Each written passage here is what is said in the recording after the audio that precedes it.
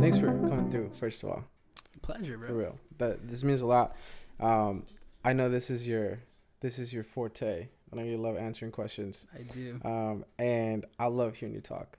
I appreciate that. You're one of the people that has completely changed my mindset on basically everything in my entire life. Up until I met you, I thought I had a totally different set of beliefs. And I think that one of the biggest things that I think that you're really good at talking about, and a lot of people need to hear, is what your take on consciousness is. Because I think that it's something that a lot of people, I don't want to say lack, but lack information about. I think everybody's conscious enough to know that consciousness is a thing. But, like, what's your dummied down consciousness for dummies? Like, how would you explain that to somebody that asks you what has raised your level of consciousness? So what has raised my level of consciousness? I guess first we have to just realize that there is, like, conscious, subconscious, like, there's just levels to the way we are. You know what I mean? Because a lot of times it's not that we, like, don't want to know. We're just not exposed to information. You know what I mean? Like, no, at what point did someone go, hey, did you realize that 95% of your thoughts and who you are is actually subconscious, and then you're actually making decisions probably 5% of the time? How long did it take for you to actually get to that point where you're like, holy shit, I'm not even me. I'm like a compilation of everything else and everybody else and anything I've ever heard. So I think, you know, that's a big moment. And I think people sometimes hear, like, you know, you have to raise your level of consciousness. You have to raise your levels of awareness. And you hear those things and you're like, okay. And then you just move on. It's like, okay, that sounds like something okay, cool. That sounds like some trippy voodoo thing. But, you know, I think that's where we have to start, is acceptance that is real, that there's something happening that we're not really aware of. And it's tough because imagine, like, you go, for example, when did you have that moment where you kind of realize that the person that you've been hasn't really been your conscious decision, but more so like just like a compilation of everything you've ever heard, anything you've ever seen, and you just took it as is? Like, when did you start to realize, like, wow, I need to get to the root. Like, I need to get to the source of all of these things I think I know. Yeah. You know, because it's not that we know, it's we think we know. So, like, when did you have that moment where you realize, like, I actually have to backtrack and start finding out when all of these moments, all of these truths became truths, and whether or not they're even true? Because for me, I had that first, like, I wouldn't say spiritual awakening yet, but, you know, that kind of like light bulb moment where, things are a little different than I actually thought they were when I was like 16 or 17. And that had to do more with my friends having their first psychedelic trip. And they had a trip. And at that point, you know, I had a cousin who basically was a brother of mine. And he did not do well with any sort of drugs. He ended up getting deported, and all this. The dude was crazy. He did a whole bunch of crazy stuff. So I had a very like negative connotation with not just drugs, because like I wouldn't even say like marijuana is a drug. I wouldn't say shrooms is a drug either, or like LSD. Like, those to me are not drugs. I feel like I think about drugs, I think about, like, you know, heroin, crack, cocaine, even pharmaceutical drugs, which is right there, right up there. Yeah. And so I had to really really hesitated with all those kind of things. And so, yeah, basically, you know, my friends did, I think it was LSD, I'm pretty sure. And I was really just kind of like hesitant to the whole situation because of my cousin. And so I asked them, like, yo, like, so what's it like? And they're like, I can't explain it to you in words, bro. And I'm like, that's so, like, annoying. Disappointing. Like, bro, I just can't explain it. And it was like, I felt like they were keeping a secret from me. Yeah. You know, they're like, you just wouldn't get it. It had to be there. And I was like,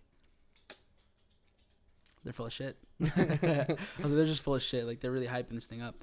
And then I think this happens to everybody. And I love that this is how we get to certain points in our life where we make certain decisions. And I think psychedelics are one of those things where you're either seeking something, whether it's an answer, whether it's an experience, but you're seeking something. And then when you do it, and I think when you have those kind of breakthrough moments is when you do it for you instead of doing it for anybody else, or like for, because everyone else is doing it, like you do it, but like when you do it with purpose, I think that's really where like you tend to have a spiritual breakthrough, or you even realize like there's a spiritual side to you, and you start to think and understand like the world is not what you think it is. You know, like I remember, I think it was it was the first time I did it. And I was looking at the walls and the ceilings, and I'm like, dude, that is wiggling. It's moving. that is not still. That is not staying still. Yeah. Like, and that's when it connected the fact where like you have the vibrational, you know, like everything is vibrations. And so like that was my visual moment where I was like, oh, everything is vibrations. And like it just clicked, and I was like, everything is alive. You know, there's this, we are connected to everything. And because we all really, at the root of it, we're all the same. Yeah. Right. And so that's when I realized that it made me question everything, because I was like, if something so simple as a wall not being solid as I think, imagine what other things that I thought were true aren't. Yeah. That's crazy. It was that moment. It was like, that wall is actually wiggly. Okay, what else is different that I didn't know, right? And so, yeah, as far as consciousness goes, like, I think I would say that was a long answer for a short question, but my point was that before you can even begin to say, okay, well, how do I raise my levels of awareness? How do I raise the levels of my vibration? How do I become a person of a higher frequency? I think you have to understand, what does that even mean? What do all these things mean? Am I conscious, or am I just basically a sponge to all my receptors? You know, am I a sponge to, because think about it, like, obviously the people who they in the world, you know what I mean? Yeah. They're aware of these laws of the universe. Like, it's not like they're not, but they use it to their benefit. And so, you know, and you can look at these, there's CIA documents now, like, that are just over time, pretty basically all the time, are getting released on how the CIA is connected with some major company to take advantage of people in a way, whether it's like television programming. Yeah. Like, you've seen that where they have like they have a contract with Walt Disney. Yep. And how they did that. Like, Walt Disney was like literally to just program kids, but what other better way, right? And it's in front of you the whole time. It's literally called like television. Television. Yeah. Programming, like, that's on crazy. Today's paid programming, like, it's right there, but it's just, we're just on autopilot. But yeah, I think in order to, your question was, right, how, like, what's the best way to elevate your consciousness? Yeah, basically.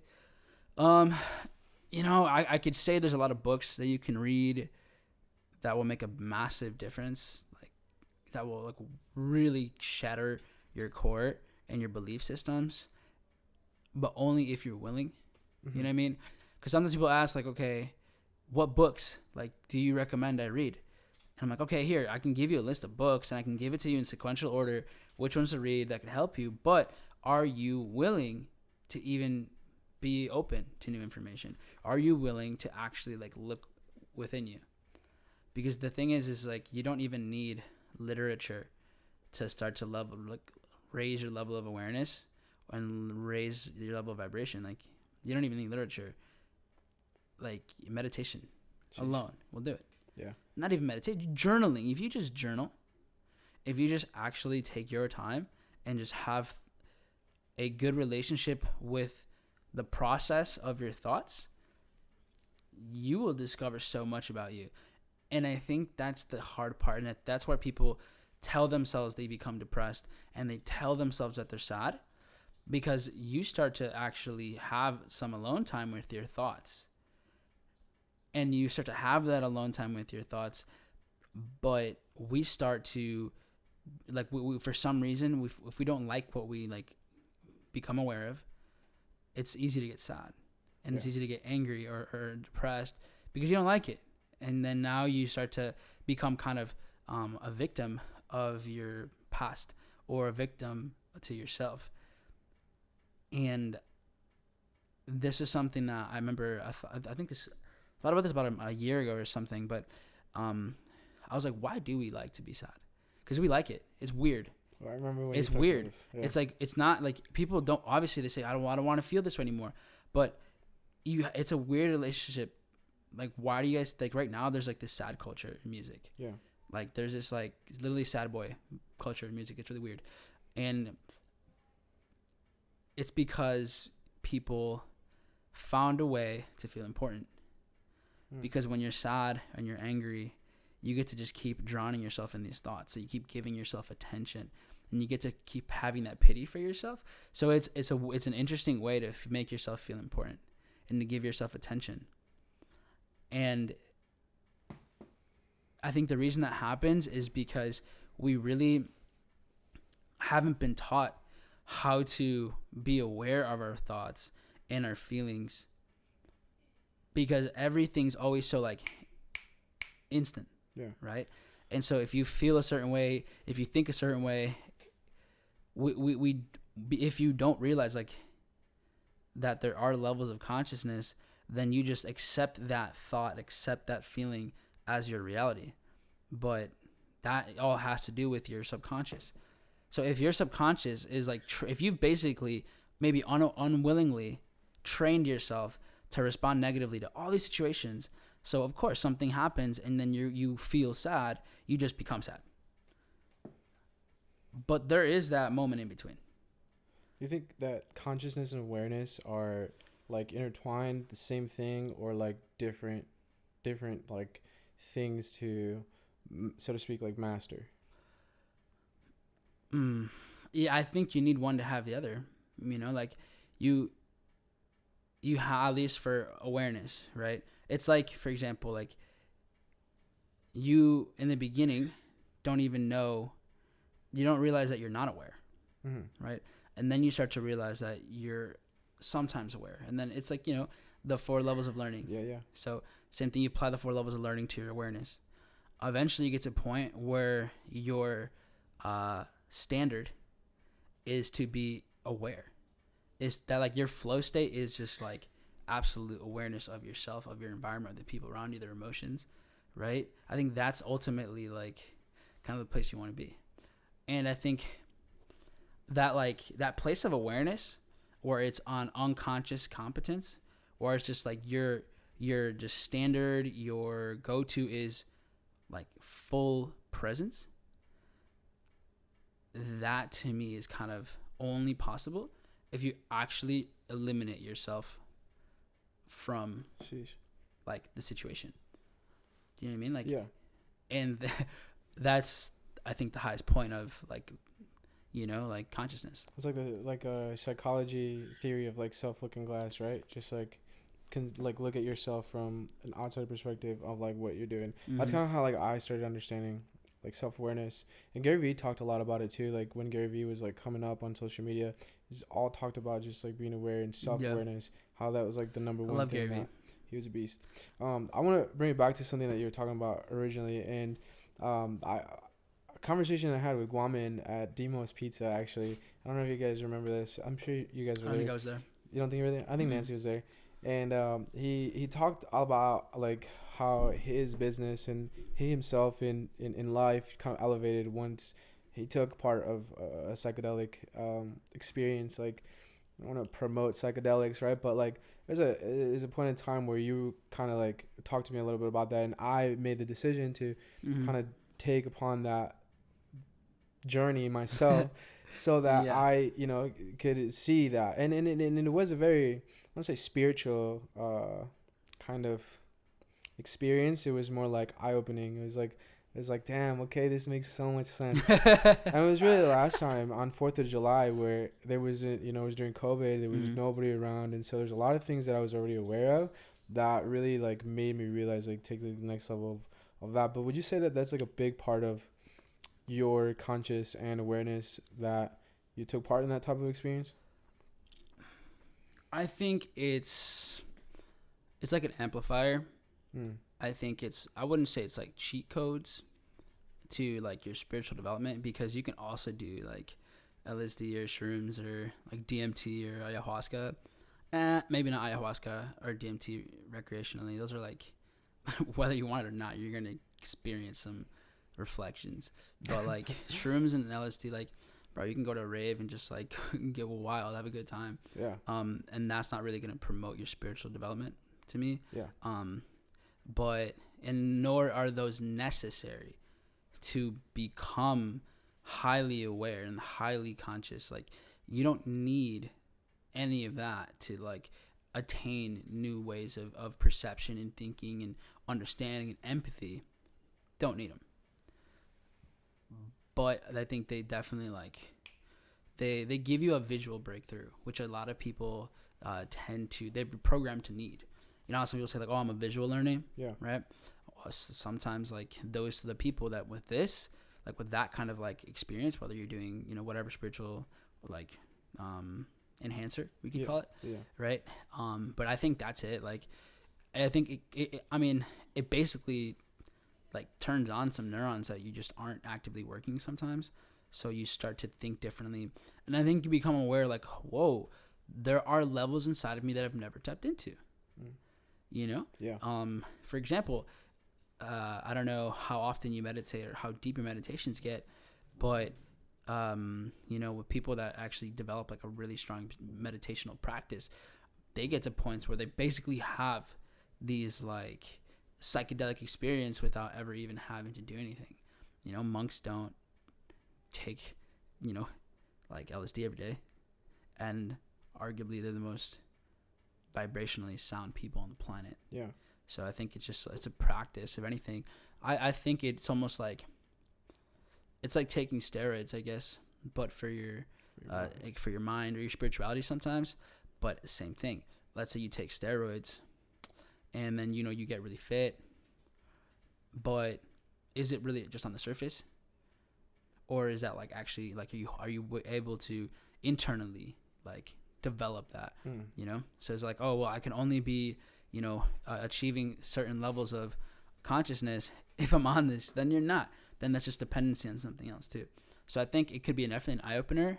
I think it could be something that also, like, for example, you've heard microdosing. Yeah. You know, so like, again, a lot of these things are like you kind of have to experiment with and see if it works for you. Like I had I think like a month that I microdosed on. I've done it separately. Whether one was on LSD and one was with shrooms, and it worked really well. You know. Yeah, there's a lot of studies that like clinical and all types of studies that you know, not so professional studies that have said that like the increases productivity, creativity, like all that kind of stuff. I think there's a website for, I could be wrong, but I think it's called Erowid, EROWID, Erowid.com, and I believe that's what it's called. And there's like all of these like testimonials. It's like super organized, like specific, whether it's like a drug, a shroom, whatever it might be.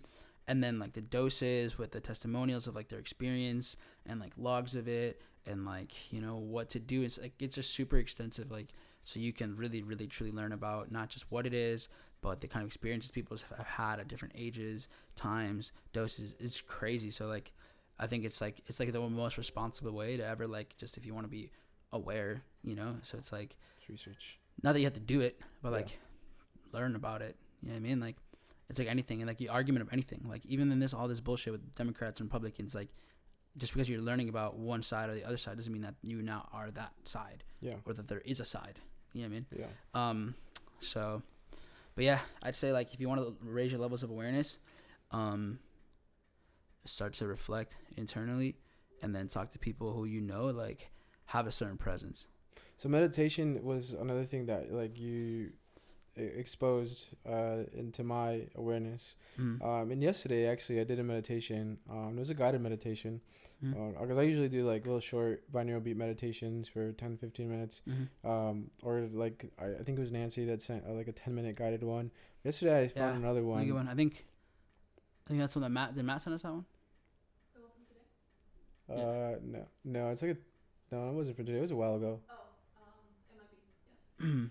So yesterday there was one that I did. There was like it was a guided meditation, but it was like it was supposed to enhance your manifestation, and it kind of like it walked me through like a window, right? And it's like, yo, go through this window and like realize that your physical body is just a machine that you're using, but like once you go past that, there's so many other vehicles. And like I got to the point where I was visualizing, like I was like 5 or 6 seconds ahead of the voice of the guided meditation, you know. I was like visualizing what she was about to say, and I was like, this is really trippy. Like, first time you've listened to that too? Yeah, it's the first time that I ever listened to that. Like I had never experienced that, but it was like as it was walking through to 5D. It was crazy, dude. It was the craziest experience. So like, how does that relate to business? Because there's a lot of people. I watch Shark Tank, right? Because I like the way they talk, and you learn about business. You like deals, man. Dude, I love it. And there was a guy, the founder of Tom's. I don't know what his name is.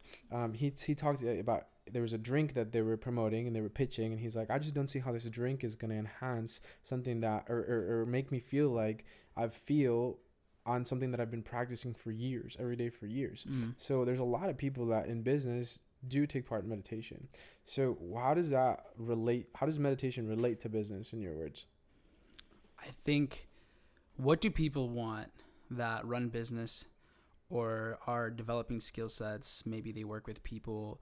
For example, like we trade and then we work with a lot of people. And I think what meditation does is that it gives you clarity. And not only clarity, but it allows you to be fully present. And like, for example, in business, let's say network marketing, you're with like the business is people. Yeah. Right. And people come with a lot of problems, right? But for us, like a leader I seek problems because that gives me more opportunity to create solutions, right? That's why you become of our value. You become someone of value because you create more solutions more often and more intuitively, right? And so as you start to develop as a leader, and you want to have that clarity of making decisions that aren't because of how you feel emotionally. Do you know what I mean? Yeah. And so I think meditation's amazing because you start to gauge what is on my mind, right? And for example, business owners, what happens? Like it's so often that you're just thinking about your next move or thinking about what you're behind on, right? Yeah. Like, man, I got to do this. I got to do that. I got to do this. I got to do that. Like, think about it. Sometimes you meditate and all you can think about is like everything that you have to do today. I think that's why people don't meditate, is because they feel like they don't know how, or that they can't meditate because they can't stop thinking. And I think that's the first practice, is that it's exposing you. That meditation where you actually realize like, holy shit, I got a lot on my mind. Yeah. I got so many things that I feel like I'm behind on. It's the first exposure to you. Like, that's when you realize, like, that's who I actually am. Because, again, we're just experiencing this physical body. Yeah. So that's, like, your first exposure to, yo, like, you're running, like, 100 miles an hour. Okay, it's fine. Because meditation isn't, like, think nothing, you know? It's be aware of what are your thoughts in that moment in time. Because then you get to know, what do I need to work on? What do I get to work on, right? Where is it that I need to become a bit more proficient? Because if you're meditating and then all of a sudden you start to see, and the same thought goes back to your head again and again and again. Let's say you have debt to take care of. Yeah. That's probably going to be lingering in your subconscious, because what you're seeing is your subconscious mind, right? That's what you're like feeling, you're like noticing. So if that's on your head, that's what keeps running through your mind, what are you gonna know? What are you gonna do? Okay, cool. It's not a bad thing. You can't be upset with yourself because that's like where your autopilot goes to. Is to that.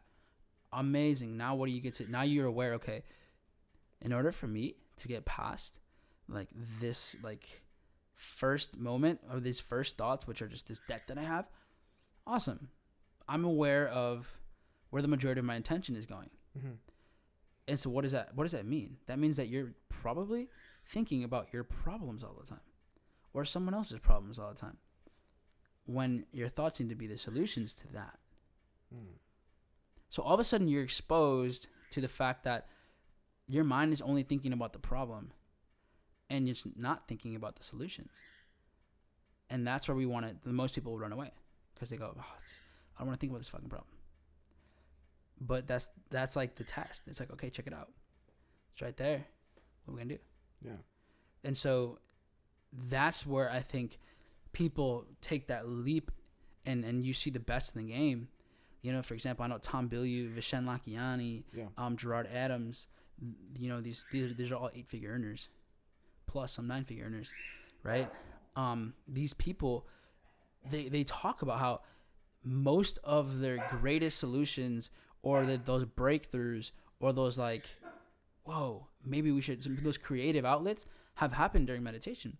But the reason that they have those moments when most people, all they can think about is their problems, I think it's because they made the decision and they realized, all right, I'm aware that this is a problem. So what's the solution?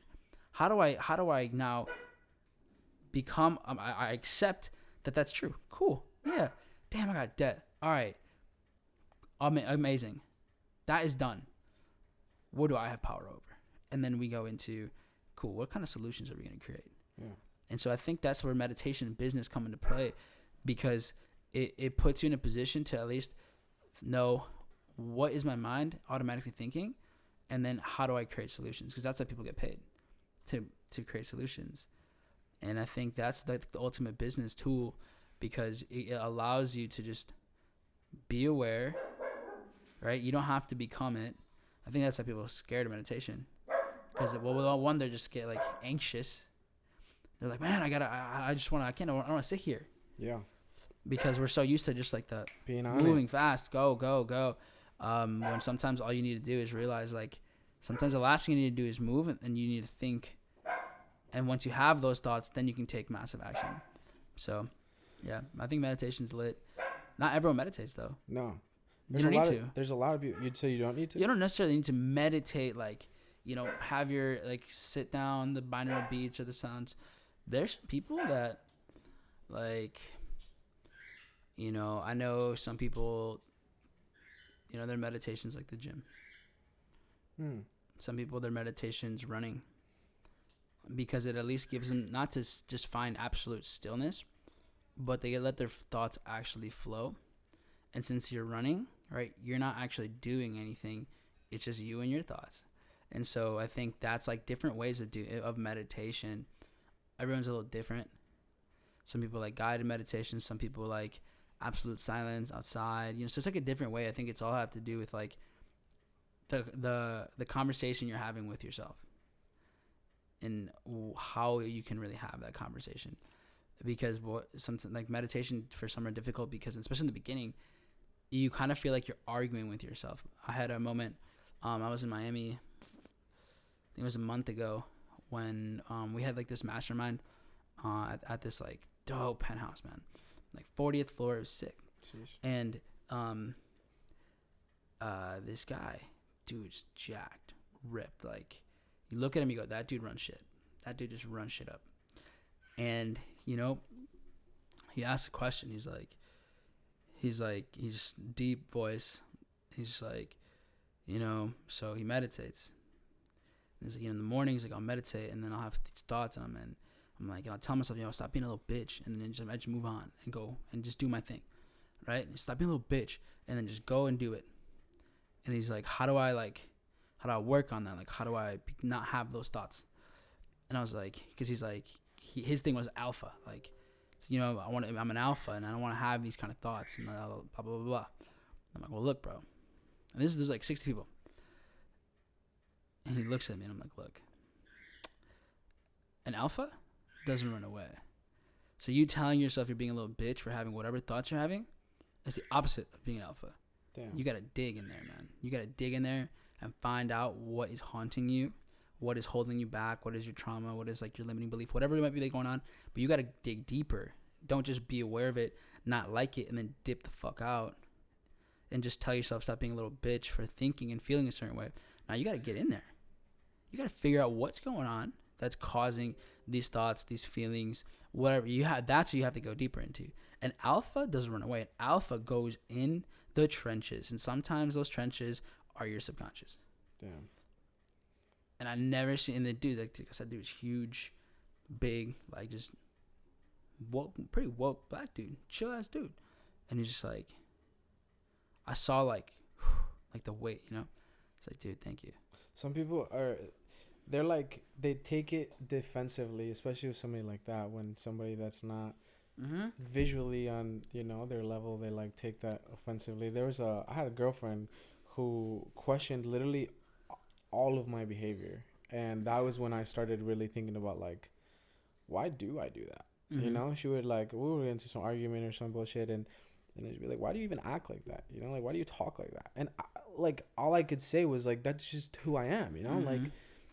And then she was, you know, on a way higher consciousness level than I was at the time, and she's like, but like, where did you learn that? Like, how do you do that? Why do you do that?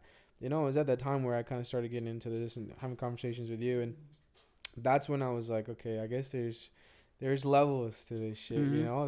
You really got to dig deep, and dude, when you start actually figuring out like something that you do, it really fucks with you. Like, I think that's called metacognition. Yeah, I remember I called you a conversation with you one time about that, and you're like, yeah, you know what that's called? You're thinking about your thoughts. It's called metacognition. I was like, whoa, damn, dude. Yeah. So one of the topics that completely changed my life on basically everything, you know, since I met you, I was super obsessed with money, and when I started having conversations with you, that was a completely just break of paradigm and everything that I believe was true. What do you consider wealth? Since so money, obviously you know, run multiple 6-figure businesses, and someone like you typically isn't, you know, doing very normal people things that you know that you do. You just vibe around. So like, what do you consider wealth? I think wealth begins with your relationship with money. And I think wealth begins with your relationship with value. So, like, do you understand what value means? Because I didn't for a long time. And I'm still going to learn things about value. But I think that's where it starts, because wealthy people, they're not scared of talking about money. Yeah. Well, actually, that's what they talk about the most. They talk about money. And I think it's really funny because, you know, we come from Hispanic backgrounds. My parents were immigrants. I think where's yours too? I'm assuming. Yeah. And excuse me, but the conversation with them was never about money. Never. It was always. It's like that's the last thing you talk about. You know, like, you know, when they started whispering about stuff, it's like, because they don't got no money. Yeah. You know, and so it wasn't a conversation. It was like a taboo thing. Like, you just don't talk about that. And so, you know, over time, you start to realize that, you know, traditional education, it's not teaching you about money at all. The money talks are actually being taught in the households. That's why people who do have money get more. Because it's the household conversations, it's your parents that teach you about money. But if people don't have it, if they were conditioned not to talk about it, it's just the thing just keeps developing and over and over and over and over again. And so I think wealth is that. I think you attract who you are, right? And that's where we start. You attract who you are. So you don't get what you want, right? You get who you are. And that's something that I heard Jay Shetty say. I don't know what I was listening to, but he said, you don't attract whatever you want. You attract who you are. And that to me was like, whoa, okay. Because wealth is just how much is your contribution, right? Wealth is, that's how I look at it. What's my contribution to a solution, to the people in my life, to my environment. That's true wealth, right? Whether it is real estate, whether it's, for us, trading, right? The ones that we focus on the most is trading. And with trading, you get paid for the person that you're where you are and you're becoming. Mm-hmm. That's where you're getting paid. Because you start to realize it's like incessant conversation with yourself about, who am I? Who am I becoming? Who am I? Who am I becoming? All the time. That's all we're doing. When you look at, even though, there's charts involved and stuff like that, post chart work, you go, okay, cool.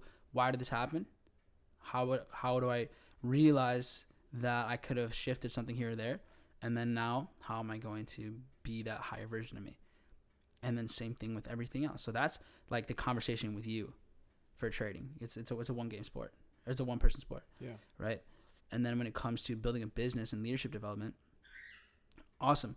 Because you understand who you are and because you start to understand what kind of value you have, then the more you can contribute to more people, the more value you can pour into people, the more you evolve your leadership skills, then of course you get paid much more. So I think wealth has to do with that. It just has to do with what's the value that you have to your specific industry and niche. And so, for example, like I know you're into the real estate game, and awesome. What kind of value do you provide for people? Because that's all you're doing. You're just creatively providing value to new people who need, whether it's homes, and you just understand the game. It's like there's a lot of compensation. Exactly. And so that's how I think wealth is established, and it can be duplicated and can happen fast when you rewrite your story. A lot of times the reason people aren't making what they want to make isn't because they don't want it.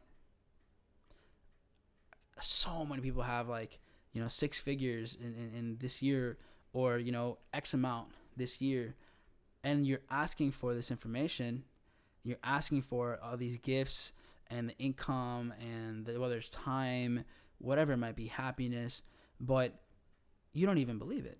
You're asking for it. Jeez. And you go, yeah, this is what I want. Yeah, I'm gonna get this.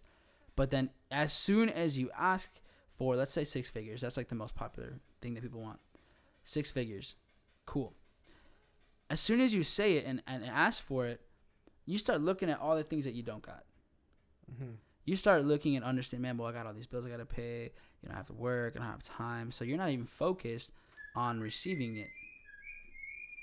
You're not even focused on receiving it. All you're focused on is what you don't have. And so that's the thing with wealth and with anything that you want in your life. You can never have it even though you're asking for it, you're not even in the same lane, right? And I use the example all the time. If I say, hey, throw me the ball, but I start looking over there because I already assume I'm not going to get it, you could throw the ball at me. It hit me in the head, and I'm not going to receive it because I wasn't in alignment. And so are you in alignment with what you're asking for? Are you on a vibrational level? Are you really aligned with it? Because it comes down with belief. It's funny and it's kind of silly that it literally comes down to belief. The other day someone asked me hey, so why do people get so excited to be around people that are making 7 figures and 8 figures? Who cares? That's what they have. That's not what you have. I was like, okay, you're right. That is what they have. But guess what? That proximity, right, puts you in the position to be around more of the same behaviors, of the same thought processes, right, of different exposure of different information. And that puts you in the position to realize that maybe that person isn't so different. They just have certain habits that they've done for a little bit longer than you, and that you're on the right path.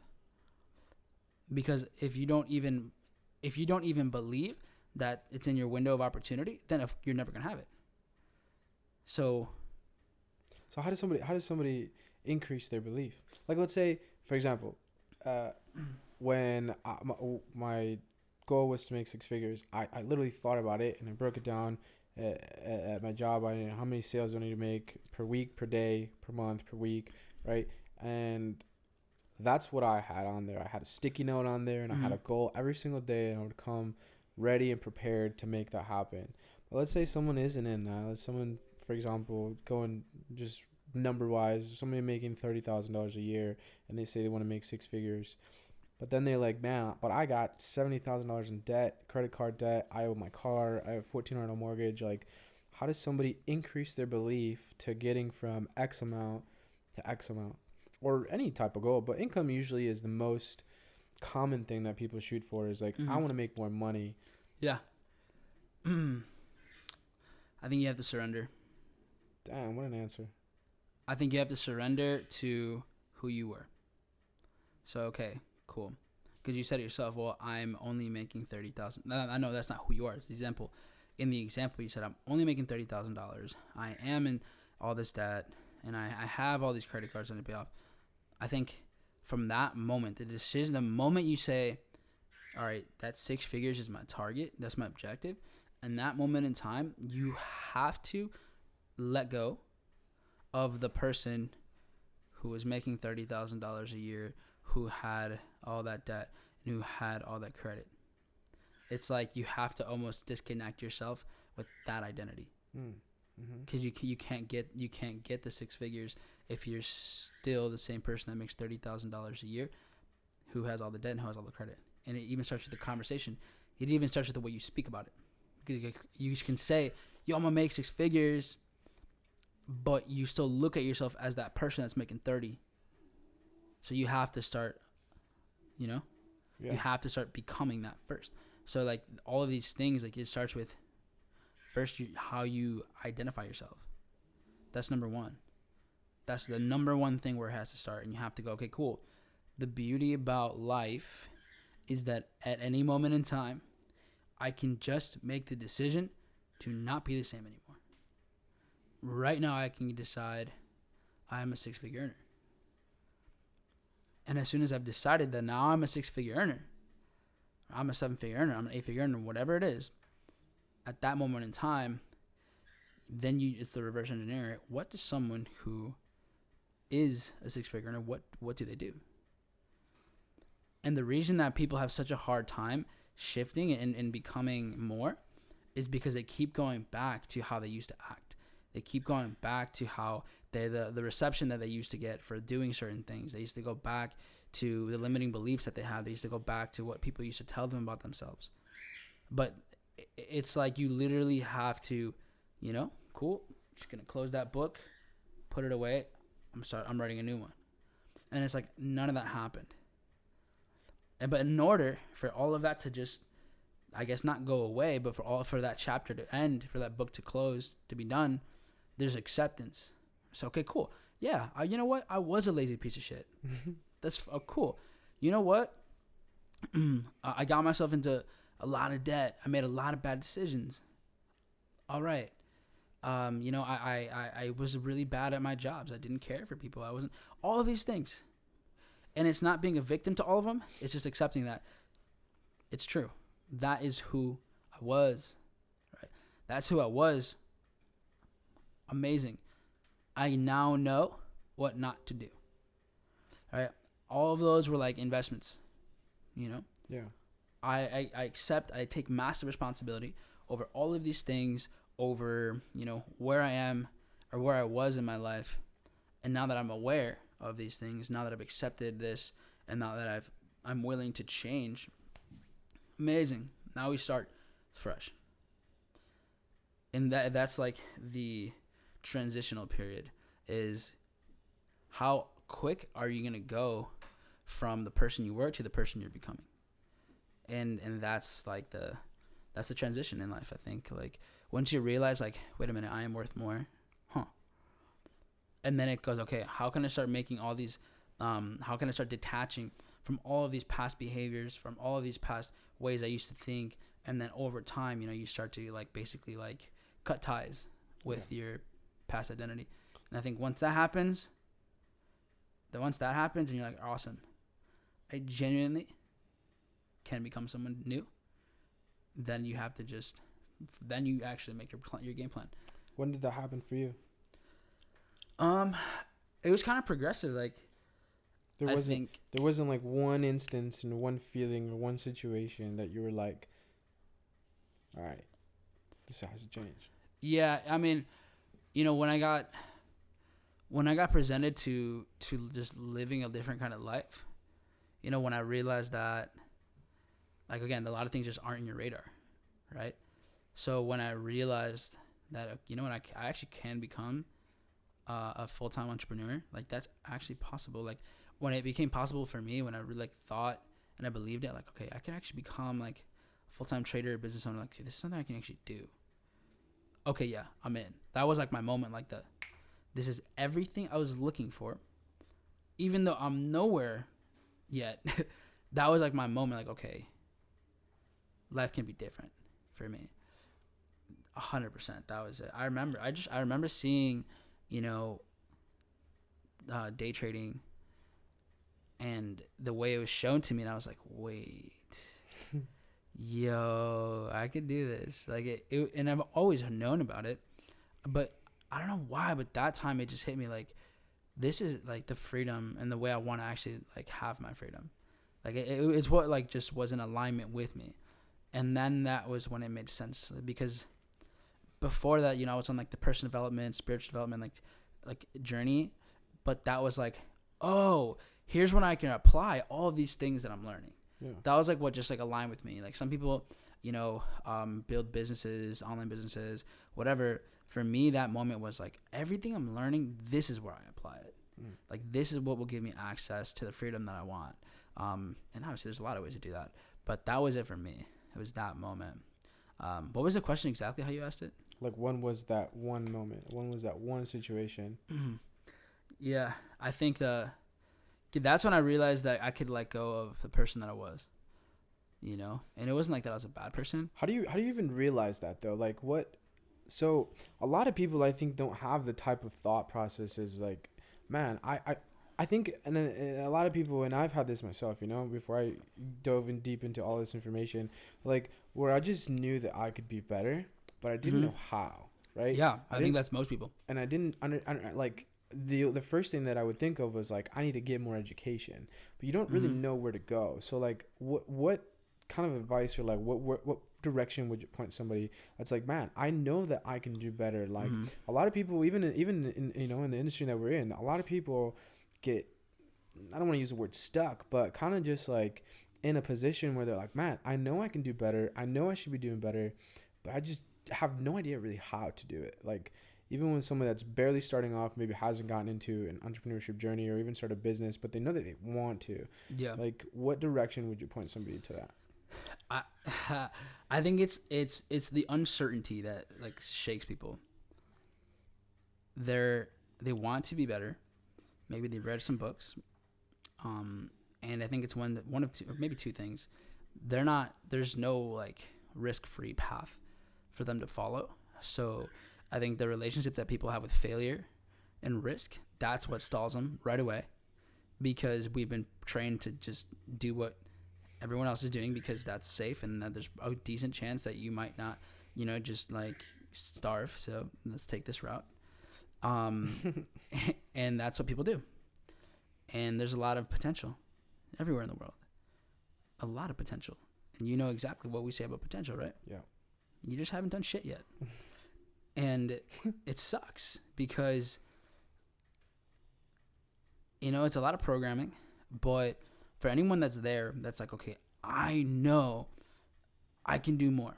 Stop hiding behind the fact that you believe that you're the shit and start doing something with it.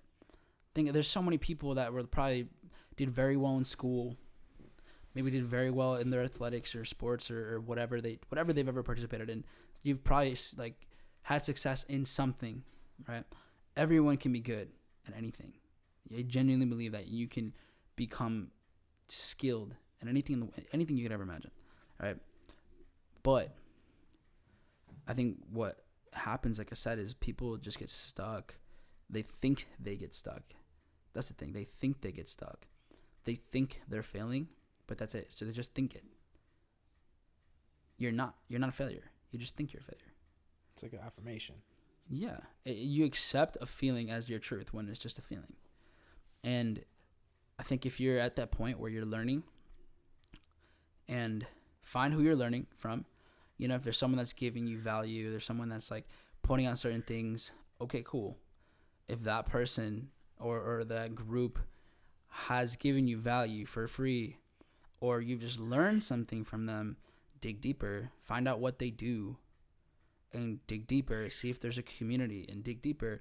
Like for us, that's our community is focused on, entrepreneurship. That's what we like to do, whether it's training, whether it's, e-commerce, drop shipping, or whether it's now a combination of that with network marketing. Like, yeah, take advantage. If you're into real estate, awesome. Talk to people who do it, who've done it, who have experience.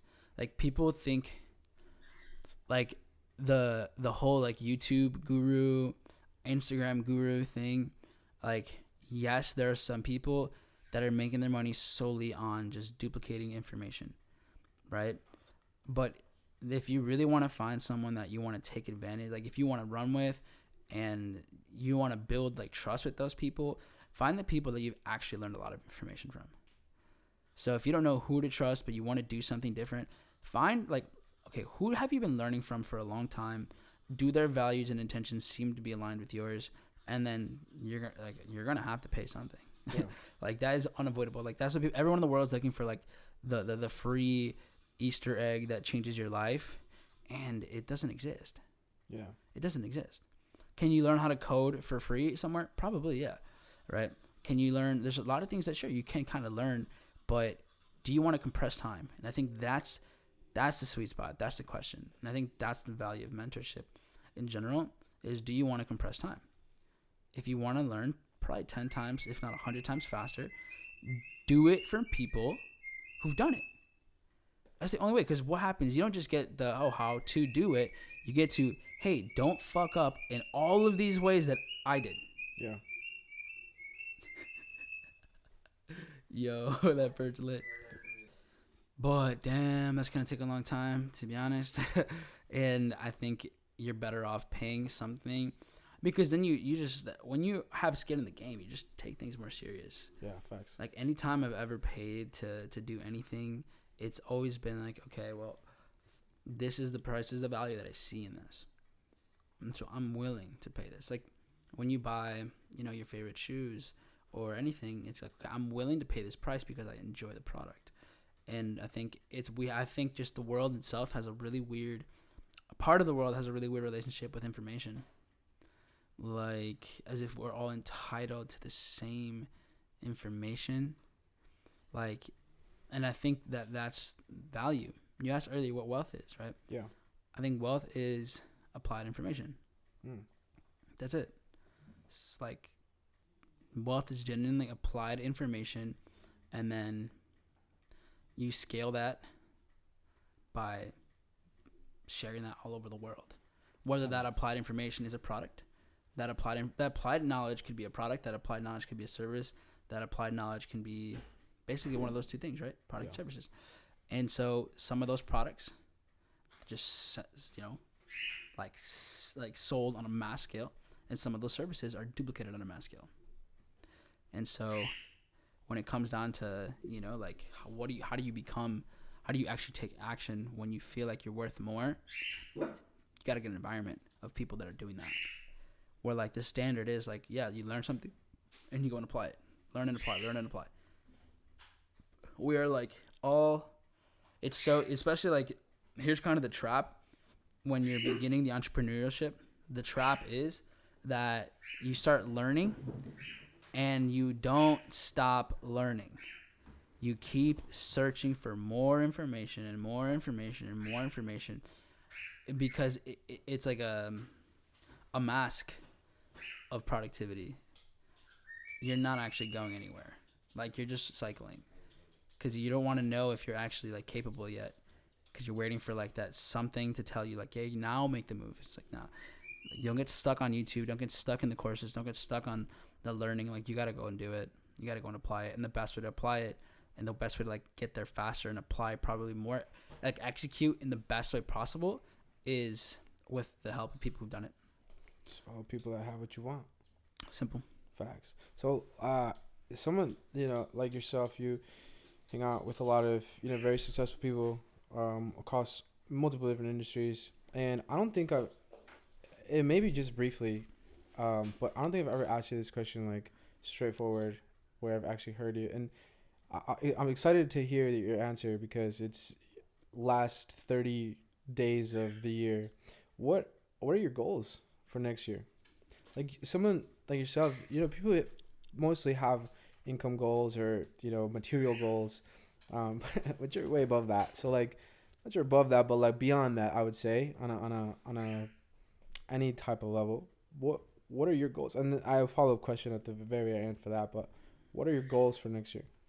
I think I have one goal basically, and that one goal really is to see the people in my environment just become more successful. That's basically my goal, right? That's it. It's just see everyone in my environment become more successful. And to me, success is elevating your vibrations.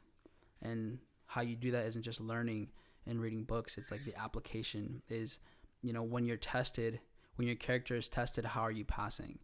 And so that's basically my goal, is to elevate the world's consciousness. That's as simple as it can get. Why is that your goal? I don't know. I feel like as time goes on and the more I learn and observe, I want to become less of me and more of everyone. And what I mean by that is I don't want to become everyone else in the sense of their opinions and what they believe in. I want like my perspective, the way I carry myself, to be like for the betterment of everyone always. So like it's like basically detaching from my physical self. I think ultimately like it's kind of odd to say, but like that's what basically Jesus did, right? Yeah. It was just like he didn't speak in I, it was just we.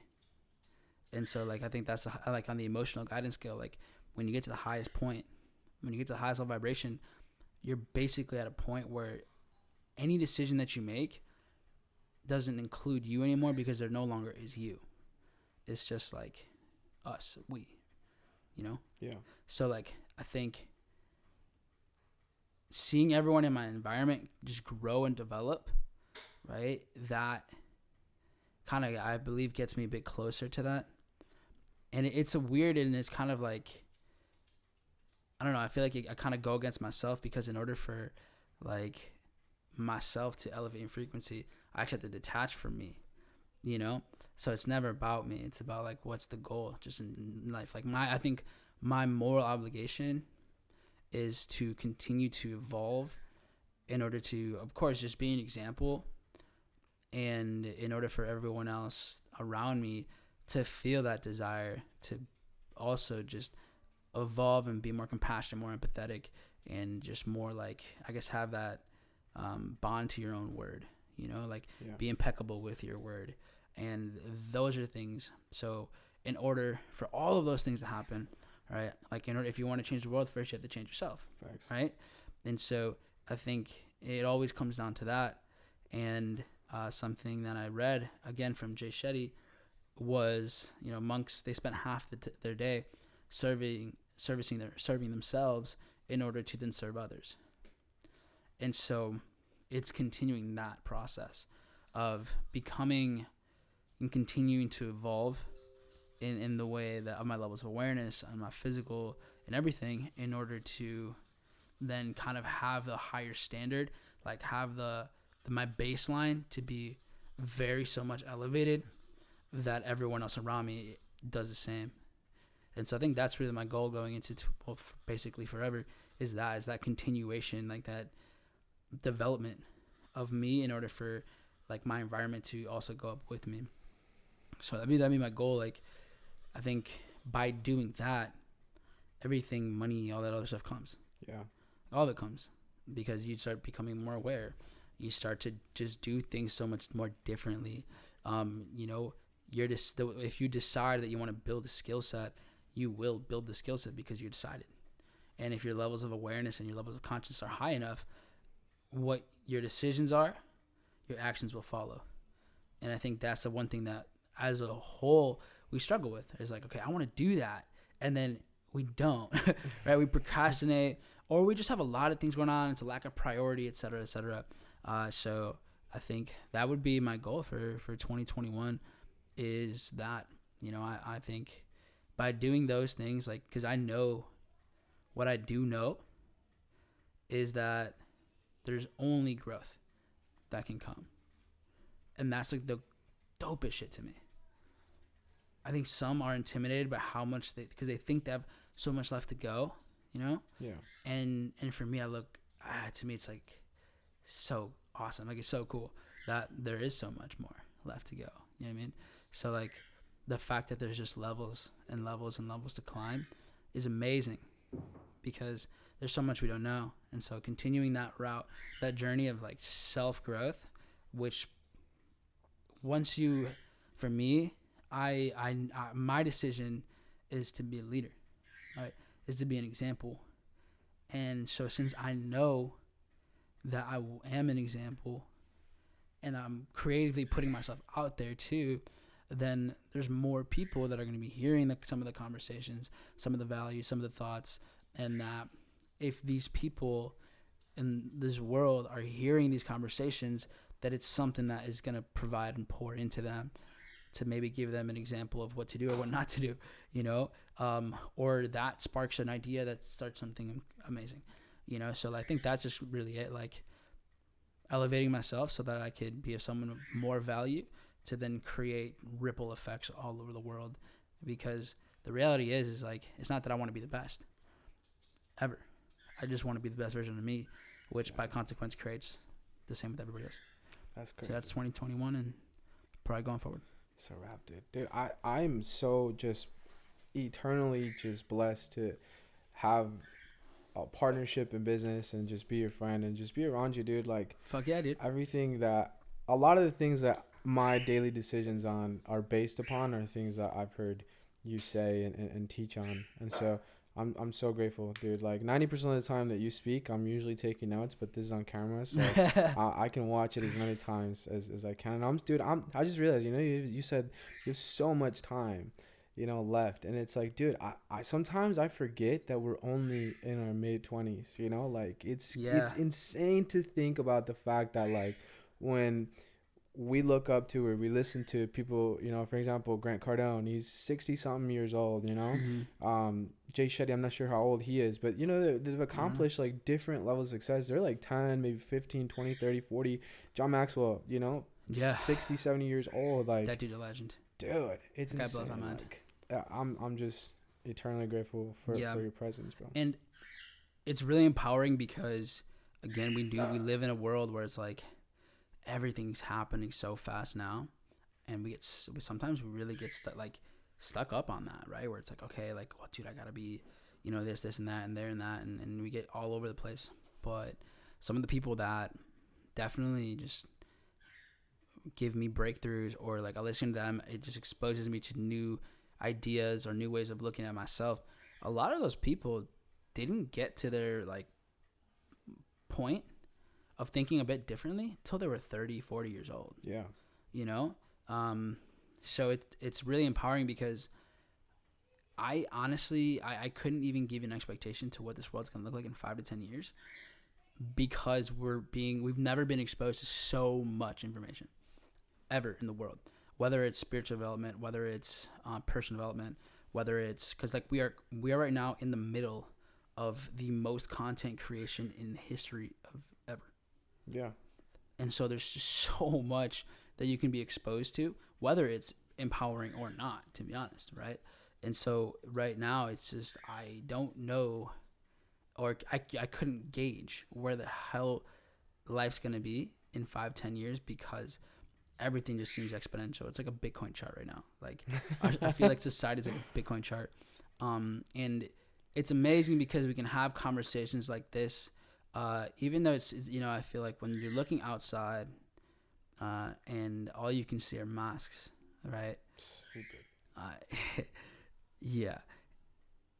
I don't know. To me, it's just exposing, like, this whole last 9 months now, basically. It's March, yeah. Of just this quarantine bullshit. All this has been. Think about how many people, like, I finally had conversations with themselves Like finally we're thinking like, okay, critically thinking, I think happened at all-time highs throughout this. And also like brainwashing happened at all-time highs throughout this. But I think that's the necessary, like, it's the necessary thing that needs to happen. Sometimes like we like think about it. So a lot of people, they found success after the biggest traumas of their life. Yeah. Right after you're pinned against the wall is when you start to basically just say, all right, I'm open to anything. You know, like, okay, let's take a look. And so I think that's what's happened more than it's ever happened in the history of society. And it's kind of good. So like, of course I don't want people to be sick, but again, that's a different conversation with all that. But still, like, I think this year for some was the worst year of their life, and I think for most, not for most, but for those who chose, it's the best year of their life. What would you say that it was for you? It's every year is the best year of my life. Hell yeah, that's the only way it can be. Because one of the few things that we have absolute power over is our attitude. Facts. So fuck yeah, dude. That's something that they taught me in sales when you're knocking on doors. There's a number one rule. Yeah, just don't lose your attitude. We would come back 0 sales. We would be like, yo, the manager would be like, what happened? And you would give them all these like dumb bullshit excuses. You know, that people didn't want to buy, and it was the neighborhood, and everything was so cheap. And they're like, oh, so you lost your attitude. Like that's like the only answer. That's good. Yeah, you have an interesting background in sales that I haven't really got to pick too much, but I've seen you train a couple of things, and I'm like, yo, that's some crazy psychology when it comes down to sales. And it's funny. I think people think business and they think about sales and like how to strategically get whatever they want out there. But at the end of the day, business is people. Yeah, facts. It's just people. And that's why I love business, because I think business like money is an exchange of value, right? And so there's no life really without business, because it's always an exchange of value. You just have to decide what is your value and what is your value worth. What is this worth to you?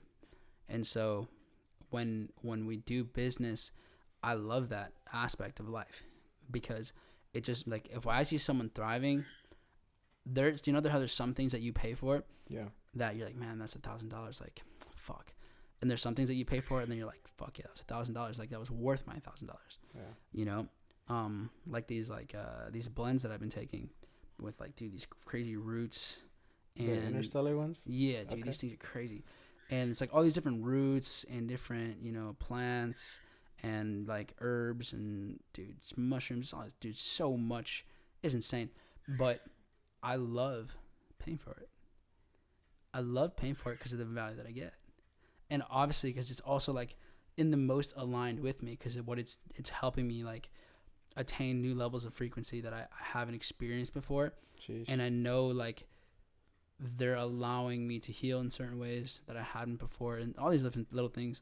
But it's kind of like, those things. And so like, I'm grateful. Like, I'm like, dude, yes, I'm down to pay for this because it's worth it to me, And I think the more we find those things in our lives, the more fulfilled you get. Like, I enjoy, like, for example, yesterday I bought this, do you know Gerard Adams? Yes. I'm in his influencer circle now. Nice. So I bought in that, and I'm like, dude, this is worth it, because this person just gave me so much value. Yeah. On his YouTube. If you haven't watched his YouTube, go watch Gerard Adams' YouTube. Lit. Leaders create leaders. So, yeah, so eventually, I was like, yeah, dude, I'm super down. Like, I want to give you my money. You know what I mean? Like, dude, that's when you're a great businessman or woman, is when, if someone is like, yeah, dude, take my money. then you're like, dude, I am killing it in whatever I'm doing. And yeah, I think that's what I love to be like. There's when I was buying this equipment for this, the little sound thing is $250, right? And I was like, man, I was questioning it, right? Because I had bought just this mic, and I plugged into the laptop and it didn't work. I'm like, man, why the hell doesn't work? Found out we need another piece of equipment. We're just gonna buy another piece of equipment. I'm like, okay. So do I invest into another mic and do this kind of thing and collab with other people, or just, you know, keep it for myself? I'm like, man, but if I buy another mic and I gotta buy another one, it's more expensive. And the cart would added up to like $300 some, right, on Amazon. And I was like, man, do I really want to buy this? Like, do I really want to make this purchase right now? My brother came up to me. He knocked me out. And this is how I know I still have so many things to learn, dude. Because, like, you never know who you're going to learn from, right? And my brother's, you know, half my age. So it's crazy. Because he was like, have you ever spent that much on shoes? And as soon as he said that, bro, I clicked the button. It's a wrap. I was like, damn, dude, what a treat. So no facts, man. Dude, it's crazy. Yeah, I remember everything is like what you're exposed to. It's what your habits are. So like, if you got in the habit of paying for $300, $400 shoes, then the next time you make that purchase, it's the same thing. Yeah, you're not in the habit of making these things. But it's funny because I think some of the things that we use the most and they actually end up having the most value to our lives are the things that we probably hesitated the longest on. Yeah, facts. Because it's just like not what you're usually paying for. Yeah, you know, it's out of like that. And I wouldn't say even the comfort zone. Kind of, it's almost out of your purchasing comfort zone. You know, so it's like people investing in their health.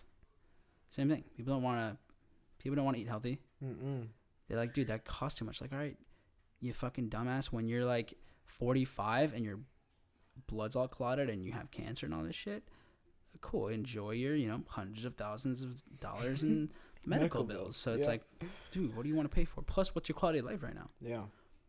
So, yeah, no, man, it's you always got to reframe when you're purchasing something.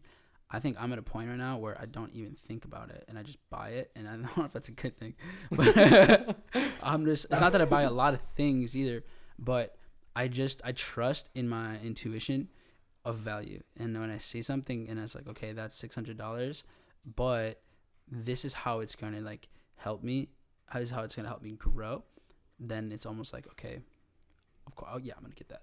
Because also I always think like I'm going to be making more next month anyways. Yeah. Like I always think like next month I'm going to be making more money anyways. So like, dude, yeah, let's run this up.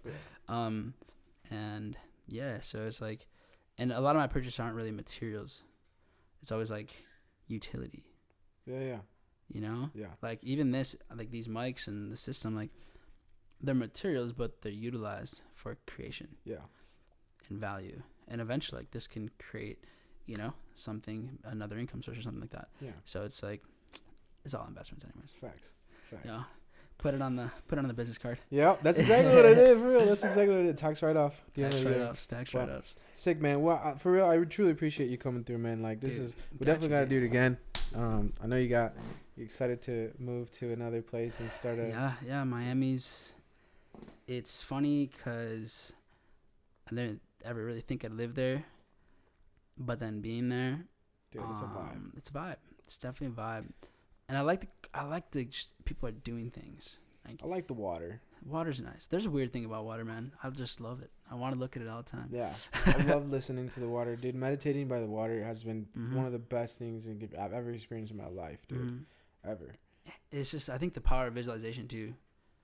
You know, being out there and like, you know, I'm grateful that I have very wealthy mentors. And they always have like the baddest like views. Yeah. And just being there, it's just, it just like puts you in a vibrational harmony. Like it elevates the way you just like feel. And I think that's one of the things that I wouldn't say chase, but when I know like, okay, that will make me feel incredible and coming from a good place, I want that. So like whether it's what I'm eating, whether it's like, you know, maybe the clothes that you put on, the views that you have, the lighting in the room, stuff like that, like like the ambiance, like the feng shui, like that stuff, like I didn't really ever think about until I'm like, damn, like this makes me feel cool. This makes me feel good. Like this empowers me, like getting a good haircut, you know? Yeah. It's like, those are the things that, is it just a haircut or is it kind of like elevating your vibrational frequency? Yeah. And it's like like, you know, like, okay, for example, like if I have a fresh haircut, like I just know I'm going to crush it. It's just like, I don't know, I just know it, you know? And so like, if you always have a good view around you, and it's not that you have to always buy things, but I finally understand like the designer kind of things, you know? I think some people, and whatever, buy what you want to buy, but I get the luxury aspect of things, a little bit more now because it puts you in a place where it makes you feel really good. And I think that's amazing as long as it's not making you feel good so that other people notice you, but it's because it just genuinely uplifts you. You know, if you have to be uplifted by someone else's validation, well, then now that's a different problem. You know, so as long as it's like, you know, comes from you, I think that's really powerful. So that's what Miami's been like for me and Nance. Getting a place out there is sweet. I'm excited. Nice. I'm excited to visit you, bro. Maybe come bring the studio out there and we're nice little recording session out portable. There. Well, probably. I feel like we're gonna have to build something like this. This is sick. This is dope, right? It's a nice little setup. Yeah, I like it. Nice little impromptu. I was inspired by Joe Rogan. I saw Joe Rogan's podcast with Kanye West. Oh yeah. And that was I didn't finish that one. I gotta do this. Dude, I'm gonna vote. I don't even care if my vote doesn't count. I'm gonna vote for Kanye if he runs for president, dude. You know, I listened to like the first, I think 20 minutes, 30 minutes, and Kanye just kept going from like, he just didn't really stay on track. Yeah. Like he would just go from a topic to a topic to a topic to a topic to a topic. So I was like, this is interesting, but like where's he going? His so if you listen deeper into that conversation, his explanation because he even before Joe even like is like, dude, you're all over the place. He even like emphasizes that in his own conversation. He's like, yeah, you know when you listen to a symphony or harmony in music and it's like you're listening to this instrument and they're all kind of collaborating, but really all at the end of the song makes a final song that you listen to and vibe out to. He's like, yeah, that's how my mind works. He's like, I will be talking, you ask me a question and I'll start with that conversation, but we'll talk about 30,000 different things that are parallel to that. But at the end of the day, like it all relates back to that same conversation. It is interesting. Facts, actually. I really dig the thought process that he had, and he's really like super into breaking the system of music and contracts and creating a school for children that like they teach you how to farm and making 100,000 people church that's all self-sustaining, like water. Everything is crazy, dude. That's sick, actually. That's literally what I was like, man, I want to do this. Super sick. So there's value. There's I watched something on Netflix like 2017. And your dog just ate shit. But it was about these schools in like the UK that were like they would teach how the brain thinks, meditation, like how to respond to, like I remember these 6-year-olds would tell their parents like, hey, like your whatever is like coming out, like this is why you respond to these things, and they're like, what? So like these like holistic practices and like learning about like why they work the way they work, super sick. So I'm excited. The world's gonna eventually turn into just like holistic growth and self-sustainability. It's about to be lit, dude. I think you're gonna be a huge part of that, dude. Like I think there's a lot of stuff that's in your brain that people are gonna get really exposed to that. So we're gonna make some dope shit happen. Let's make it happen, bro. I appreciate you coming out here. Let's track it. Let's make it happen. Sheesh.